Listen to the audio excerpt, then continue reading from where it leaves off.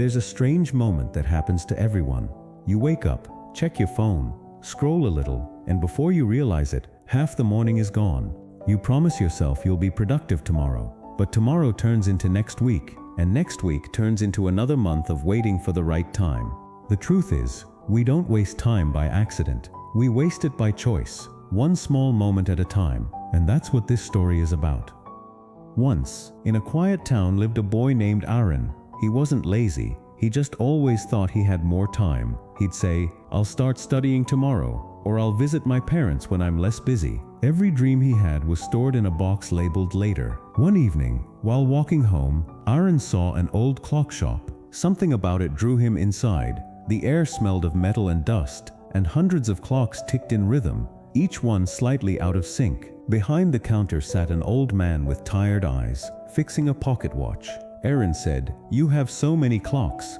The old man smiled faintly. "These are not just clocks. Each one belongs to someone who forgot how valuable time is." Aaron laughed softly, thinking it was a joke. The man handed him a silver clock and said, "This one's yours." Aaron looked at the clock. It was beautiful, but the hands were moving strangely fast. "Why is it going so quickly?" he asked. The man replied, "Because that's how your life feels when you waste time. You think it's slow, but it's running faster than you can imagine." Suddenly, the ticking grew louder, the shop faded, and Aaron found himself standing in the middle of his life. He saw his dreams gathering dust, his friends growing distant, his parents' hair turning gray.